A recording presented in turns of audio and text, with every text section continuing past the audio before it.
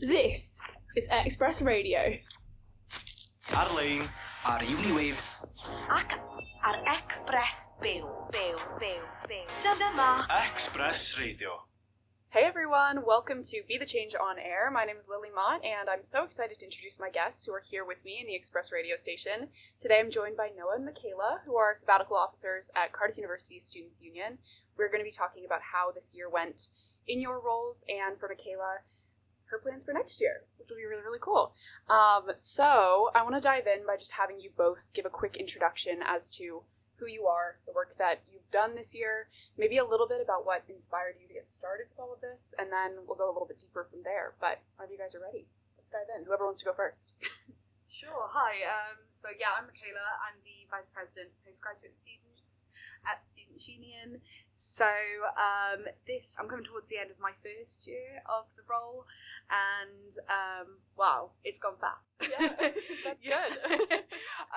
We're doing a little bit of thinking actually about why I ran initially and why I wanted to run again. I think I'm reaching the burnout point of why did I run again? But yes, so we've been meeting all the new officers who have been starting, and everyone was talking about why they wanted to run, and it got me reflecting on it. And I'm not sure if it's the same for Noah, but one of the reasons I ran initially was I've been a student at Cardiff for a while, and I was starting to get a bit fed up, particularly about postgraduate research issues, because I'm a PhD student, about how almost little they are represented or even kind of supported by the university in many cases. And I ran kind of out of frustration and a little bit of anger, and I really want to kind of fix this. So that's why I ran initially. I don't know if that's for Noah or... That's a great way to get started, and I think there's nothing wrong with that. So that sometimes motivates people the most. So thank you for sharing that. And what about you, Noah? So I started last year, so this is my second year, come to an end now, which, again, feels like it's gone by really quickly. I'd say similar to Micaela, I kind of started, I've always been quite involved in politics for most of my kind of adult life and young adult life. Been very involved in like protest movements and trying to be quite outspoken. So I think this kind of job, that aspect tends to be quite naturally. There's a lot which needed changing, still needs changing at the university, and I'd like to think that hopefully we made some of those changes over the past couple of years, but there's a lot more to be done. I've really enjoyed it though, the past 2 years. It's been really exciting, so many kind of cool opportunities to make some change, get a lot of platforms with a lot of quite important people where you can really say your piece and get your voice out there, get the student voice out there. It's a really exciting role, and I'm happy I've done it. It just feels weird. Yeah, exactly. Oh my goodness. I'm catching you guys at kind of a weird time, I'm sure, just emotionally and plans and stuff. But tell me about the actual Students Union setup and the way that you guys run for this position and what it's like to actually do it. I think it's a really interesting, part of the university, and being from the US, we don't have it there. So tell me a little bit about that. You guys can play off of each other, but who wants to start? So I'm trying to think back to the induction talks we give, because quite often we have to describe what we are to people, because it can be quite confusing, because students' unions or guilds or associations have different meanings everywhere. But so the Cardiff Students Union is a charity, and unlike what most people think, because there's a big university building in front of us, we are completely independent from the university. I'd argue our main aim is to be here and support students whilst they're at Cardiff, whether that be in their kind of their academic development and supporting them when things go wrong with the university or within their personal lives, because we have an advice and a voice team who can help and support them there. But also we do a lot of the fun things as well that people associate with the union. So things like societies, we have over 200 of those, and I think Georgia, our VP Sports, is going to shout at me when I get this number wrong, but I think we've got about 64 sports clubs as well. So it's a real mix of what we do. It's so cool. And I think it's interesting to harp on the point that it's independent of the university, because I think that's something that is very different from the US system, where all of our our schools are kind of like country clubs in a way, where everything is just all inclusive, you know. And I think it's really cool that you're separate and you're able to run things independently. I think that's just really, really interesting. Anything to add on that description? Yeah. I mean, it's really weird. Like Micaela said, we're independent, but we're a huge organisation still. We've got a multi-million-pound turnover every year. And yeah, when we're a charity, we work really hard for our students. But we've also got like a nightclub downstairs, and we've also got a pub, and weighing up those responsibilities to our students and trying to provide a real sense of community to them, I think is something we do really well. We've got a huge amount of staff in the building, but they're all absolutely amazing. Everyone is so dedicated to helping students, which is really, really admirable, I think. I think I'm a bit biased, but we're a really impressive organisation on that front, and we do really put in the work, like Micaela said, representing the students and helping them both in their integration into like the social aspects of university life, but also the academic journey. So. Probably something worth adding to, you said working for students, a lot of us are students as well. Yeah. So our staff team is quite diverse. So we have a lot of full-time career staff who, most of them actually studied at Cardiff, but not all of them. But we also then have a lot of student staff. And the leadership team of the union is made up of full-time career staff, but also full-time sabbatical officers, which would be mine and Noah's role. So there's 7 of us, and we were elected to do a year, and we are almost, I think Noah, correct me if I'm wrong, but they describe us as the political leadership of the union. So it's us alongside 11 part-time officers who run campaigns for students and are kind of that representative body then. And we're elected every March. And our years can run for a year, but we can do a second term if we want to, but no more than 2 years, because you can thank the Tories for that and their 1994 Education Act. That's so. I've had AJ and Matilda, and then I've also had Daisy on the show, so that was cool because they also kind of explained their roles in the way that they're separate from your guys' roles, but also supporting the students. And I think it's so interesting to just note for my like American friends that the pub and a nightclub, that's the part that I think people are just so, when I came here I was like, oh my gosh, you guys won't believe this, like this is in our like school building, although it's technically not a school building, but that's so interesting. So tell me about this year and some of the stuff that you guys were both able to accomplish. Again, you can kind of go one at a time and then tag team together, but however you guys want to do it, just tell me about some of maybe the more concrete points that were triumphs or maybe things that you want to work on. We'll get to you with things to improve upon. But yeah, tell me about this year. I think this year's been a really impressive one, especially on the side of student welfare. There's been a lot of outcry from students over the past couple of years about kind of safety initiatives and areas where they feel like they're not getting the support they want, both from us and the university. And I think another thing which we do really well is responding to that. So this year we've seen a lot of initiatives come into place, like we now give out free pregnancy tests and STI testing kits, drug testing kits, really promoting safety to our students and trying to remove some of that stigma. We've also done a lot in terms of academic representation. So me and Micaela sit on so many university meetings, so we're representing the students when it comes to these lengthy meetings about how the university should be running, and we've made a lot of wins, I would say, which I'm sure Micaela's got some thoughts on. Yeah, this one's been a big one for postgrad research, I think. So one of the things I think I'm most proud of to be part of working on this year, because although it came in during my term, it's been a very long campaign, and that's for contracts for PhD students who teach. So the campaign started in around 2017, 2018. So as you may know, many PhD students teach undergraduates or first year undergraduates in their seminars, or they demonstrate in their labs.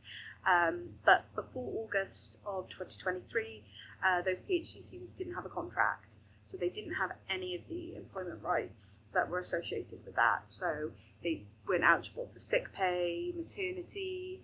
They couldn't even have a car parking permit like any other member of staff.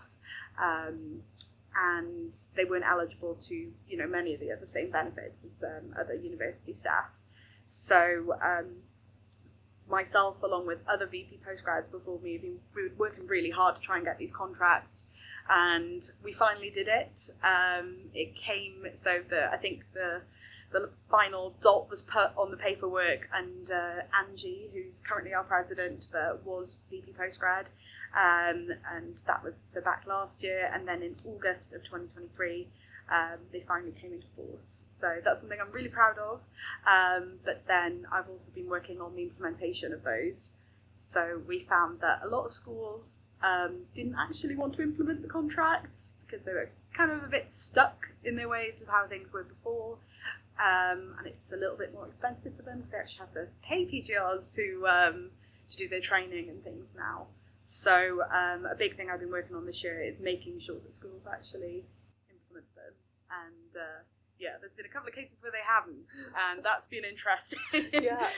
Wow, that's really, I think that's a huge point as well, is just because something's passed, it doesn't mean it's actually implemented and quickly. I think that's another piece. When you think about the bureaucracy of, like, there's so many people involved with Cardiff University, and I think that's the big part too as well. Like, I went to a small liberal arts school in the US, and so Cardiff is very different compared to that, just the amount of moving parts that you guys have to deal with. But tell me about your goals for next year. Congratulations on the election win again. But tell me about your plans for next year, just as far as your hopes and I guess kind of just continuing with all these successes that you've had this year. Yeah, so a lot of the work that I hope to do in the next academic term is mostly a continuation of what I've been doing now. Like I said, the last campaign, just because you start something during the term, it can take multiple years to actually see that come to fruition. So something I've been really keen on is building a stronger postgraduate community, which we, in a post-COVID world, we're starting to see people keen to be involved in that again. So I'm hoping to help strengthen that. Also looking to hopefully put in some more safety procedures, complaints procedures. I can't think of the best word for it, but for PhD students and their supervisors. So much pins on the supervisory relationship. So, like PhD students, they don't get taught in the same way as many master's students or undergraduate students. So often their main or their only point of contact in the university will be their supervisor. So if that relationship falls apart, so does their PhD quite often. So I'm looking at putting in more safety mechanisms for that. Oh God, it's a long list. But what else am I looking at doing? Continuing fighting the contract point. I'm not sure if I mentioned, but the School of Social Sciences have unfortunately decided to discontinue using PhD students to teach because they're too expensive for them. And that's been a result of the contracts and them having to pay their students more. So that's something I'm up against at the moment, is trying to get them to give those opportunities back to their PhD students, so they can actually, afford to finish their PhDs. So a lot of stuff. Yeah. Wow, that's a list. So, changing gears a little bit, and if this is stressful, don't answer it, but what are you thinking is next for you? What are your plans after this? That's kind of scary, but as much as you can tell me. Well, I've actually got another year as a student, so I'm going into my third year of my degree now. Awesome. I just picked my modules yesterday. Oh my gosh, that's going to feel so weird. Wow. I'm a bit worried because, I'm not, old by any means. I'm 23 now. I love how you have to think about that. But I'm still going to have a couple years on other students in my year next year, so it's going to be a bit odd, I think, fitting back in, but having the structure of working should be quite nice. So, looking forward to being a student again, being represented by Micaela. Yeah. And seeing what they do next year. So that's so exciting. I'm really excited. I think next year's team, I've worked with Micaela and Georgia and Madison, who are all moving on, and they're all amazing. And the new members of the team, it's really exciting. It's the first all-female team we've ever had at the Students Union, which is really, really cool. And I think just everyone's going to be brilliant, so I'm very excited. Yeah, that's so exciting. I didn't realize that could happen. I always kind of think, I guess, about people graduating and then getting to do this, but that's going to be amazing because you've been on this side of it. Now you get to go back in and do the student side. It might be a little bit less stressful. But how does it look to introduce, I know this is probably like in the works, but to introduce the International Student Sabbatical Officer? Has there been one before, or is it just kind of like a restructuring process? Can you tell me about that or no? Yeah. Okay. So this was a decision made at our AGM, annual general meeting. So the students voted on it, and so it's not something we've ever done before. It's going to be a big change, I think. So my role, Vice President Undergraduate, is going to go, and Vice President International Students will come in. It's a group who, for a long time, haven't felt like they're necessarily getting adequate representation. So I think it should be a really big step for a lot of students, and hopefully will make a really good change, I think. It's going to be a bit weird shuffling around roles because you still need that representation for undergraduate students as a whole. So just figuring out how it all fits in will be quite interesting, I think. But I'm really excited. Anna, who's been elected, seems like a really good fit for the role. I think she'll do a really good job at representing her students, and and I'm excited to see how it plays out. Yeah. Do you have kind of strict, I guess, specifications for your roles, or is it more of like a team effort with most things, or is it just, how does it break down? It's a bit mixed, I think. Yeah. Okay. So Depending on the issue, I guess. Yeah, so if you think, I'm going to take university committees as an example, sometimes there's only 1 or 2 seats on those committees. Mm-hmm. So we have to play both roles, really, of being VP your demographic, but also VP all students, because unfortunately the rest of the officers can't be in that room to represent their demographics. So it's one of those, it's weird balancing the hats. So, you know, mostly I'd say I'm VP postgrad, but then I'm also looking after the interests of all students. Especially when you look at, you know, the university committee structure and how that works there. But then there's campaigns that we all work on together. So, for example, we've got a housing campaign coming up called Four Asks for Student Housing, I think it's called. It's still in the works.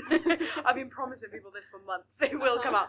But obviously housing is an issue that impacts all students, and not just students, everyone. So that's been a really interesting campaign to work on, because you get to work with all the sabbatical team, but also pull in the specialist knowledge of all the campaign officers. So it's really nice to work together on things like that. So a mixture. Best of both worlds, I think. A bit of a mixture. Yeah, that is interesting. I feel like it's a lot of teamwork, though. A lot of the stuff that, and as Angie mentioned when I was emailing all of you to try to schedule this, you know, she said we all have different schedules and we've all got so many things. So it seems like it works, but it's a lot of moving parts. So both of you, I think, of course, Micaela, you're staying on in the role, but I would love to ask for you guys to offer some advice for next year's sabbatical officer team. I think you've had a lot of experience now in this position, and I'm sure that they would love any words of advice that you could offer, but does anything like that come to mind? Yeah, I mean, my big philosophy, I think, is, and it sounds a bit cliche, but really believe in yourself, because the students have voted for you. They voted for what you say you're going to do for them, and they obviously trust in you. And when you sit in these meetings with often older members of the university staff, it can be a bit patronising or a bit difficult to deal with. Not all of them, but there's definitely a few characters in there. You just got to know that you are the voice for the students in that moment, and speak with your chest and really put it out there, because everyone coming in, like you said, got total faith in them. Everyone's brilliant, so very excited to see what happens. But yeah, just do it with you all, and believe in yourself. I love that. I think that's great advice. For anything, but especially for the sabbatical officers. That's awesome. And you, Micaela? Yeah, really echo everything Noah said. You know, be your biggest advocate, because no one in that room knows student issues better than you as a student. Or just, you know, just finished student, wherever you are on that path. But I think my bit of advice would be, and I really need to listen to this myself because I'm the worst for it, is to take a break, and because it's so easy to feel like you've got the weight of the world on your shoulders when because you feel the sense of responsibility that, if I mess this up, then it's going to mess it up for all the postgrads in Cardiff, and I want to get it right, I want to do this, and I want to make sure this is finished, and I need to reply to all these hundreds of emails, but if you don't take a break, then you're not going to be your best self, and you're not going to do as well as you want to do. So you need to take a break, and also, you've only got 12 months, unless you're crazy enough to run for another 12. You're not going to be able to finish everything in that 12 months, so just pick a few things, pick a few things from your manifesto that you really want to focus on for the next year, because you're not going to be able to do it all, and there's going to be random things thrown at you. Just pick a couple of things that you really want to change. Yeah, I love that. I think And chill out. Yeah, exactly. Relax. It's not that deep. I love that. Kind of a similar question, but I have this signature question that I ask on the podcast, and I think that you both will have great answers based on those answers, but I think you guys are definitely creating change in the Cardiff community, and I think that you're in this position to really make a difference in people's lives, which is amazing. Lots of young people want to make change, maybe want to make a difference in their community, but they may not know how to get started with that work. What advice would you have for those people who may be listening? Well, I think no matter who you are, you've got a path to do that. You know, if you're at work, join your local union. If you're a student, get involved in the Students Union. There are so many community-based groups out there who are making incredible change, and near you there will be other like-minded people who want to get involved in activities, and whether it's just helping your local community or the wider community around you. There are those opportunities. Sometimes it's a bit hard to seek them out, but they are there. We've got so many incredible student groups here who are doing such radical action. You know, you're seeing it across America now. So many campuses where students are doing this incredible radical action. And I think that's really impressive. So, you know, look at what inspires you. Find groups nearby or other individuals who have similar views and who want to enact that change. Because the platform's there, you just need to take it. You know, it's definitely possible. You just need to dedicate yourself and put your all in. I love it. And Micaela, that's a tough act to follow, but yeah, I don't know what I'm going to add to that. Yeah. I mean, yeah, I think, again, echoing what Noah said, just finding people who have similar interests. So if you know someone who, I don't know, take housing, for example, if you've got a real bone to pick with the living conditions or the cost of your rent, then I can guarantee you there's probably a few other thousand people, hundreds of thousands of people who do too, but find those people and make connections with them and share that interest. So if you're a student at Cardiff, for example, we've got student-led groups. There's one called Housing Action. Drop them an email and get in touch with them. And people, you know, they've more than... Whenever someone emails me and says I want to get involved in something, like it makes me really smile and it makes me so happy. So don't be afraid to reach out to people and ask to get involved, because they'll say yes, because they need you. It's a big fight, so they need you. Yeah, I think that's such great advice, though, that if you care about it, there's definitely other people that care about it. You're not the only one. I think that's huge. Thank you guys so much for coming on. This is so much fun. And to everyone listening, tune in next week at 5 again. I'm going to have Molly Fenton, who is a Cardiff-based activist, on, and that's going to be a great conversation as well. But thank you guys so much for joining me. Thank you. And yeah, tune in next week, everyone. Bye.